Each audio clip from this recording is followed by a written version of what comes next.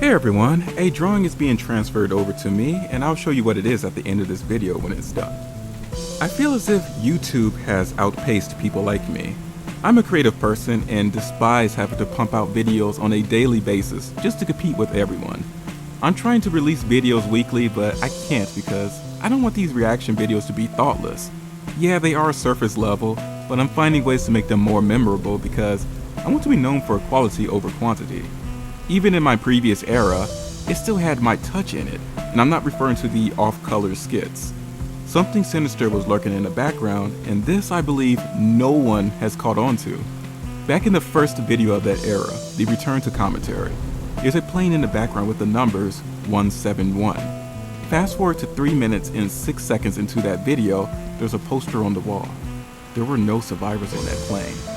That means in each of the videos from that era, a ghost has been talking to you the entire time, drinking a drink he had right before he died. Of course, I'm retooling the assets to fit into the new lore that has already begun. I like adding things like that in my work because I believe it sets me apart from other YouTubers. It's my brand to be weird and unconventional. How can I put that kind of thought into my videos if I have to upload something every day? I'd burn myself out trying to push tons of gray blah to people. Story bits that are made on the fly will begin to conflict with each other later on, and that will hurt the people who actually tried to pay attention and connect the dots. I also can't take too long to release things because I'm a small content creator who hasn't reached critical mass. I'd be easily forgotten, and the numbers and unsubscribers don't lie. I'm fighting a losing battle, yet here I am. There is a chance I might be successful with this channel, but that's getting slimmer by the year, unless I start playing by the rules. Don't put my personality in my videos. Don't alienate people by being too weird. Don't offend anybody. Pick content that's easy to make and upload every day. Sure, there are those with the luxury to defy the rules, but I don't have that privilege yet. Welcome to the YouTube content factory.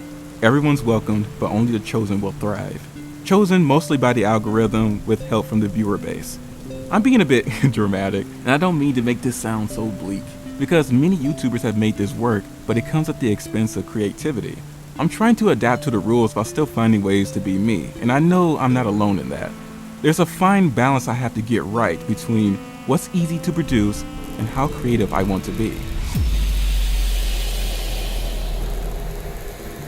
What if I'm being too creative? What if being too creative is bad and being a perfectionist is hurting me? There is that chance, and my ambition has gotten out of control at one point. That's a good point to raise against me. However, this new channel direction keeps me from getting too carried away. Keep things digestible, and then for those who stuck around and want something a little more, reward them with something cool. Don't let it all out at once. There's another thing to consider. What if it's not the algorithm? What if it's me? What if my content just isn't good? Sure, I like what I do, but I could come off as cringe to somebody else. While I am improving on the technical side of things such as editing, visual, and audio, but what if the concepts I come up with for this channel are just bad? What if having a background with dynamic changing weather and an avatar with semi-animated poses is just too distracting? Maybe adding a story with these commentary videos, even these reaction videos for some reason, is just too much as well. People might want to see me in person with some good lighting mixed with documentary style edits. I thought about it, but I'm an artist, so my art is what you're going to see on this channel. It makes everything cohesive, especially as more motion comic hybrid animations are uploaded. I have no idea what my genre of animations are because it's not conventional at some points. The only times you get frame by frame animations is during the fights, subtle moments I want to animate, or I just felt like it. It's not necessarily a good or bad thing, but I can refine and improve my style as time goes on. I was going to say, maybe it's the idea of a cross-dressing channel avatar that deters people away, and while sure, for certain people that's a crime against humanity, but for many others it's either not a problem or a fun bonus. The thing I know that really killed my channel, or at least prevents it from growing, is my infrequent uploads. It lacks consistency as well. I'm working on that though, and this is the most active I've been in months. I know the way my content exists today, I can't participate in the YouTube content factory.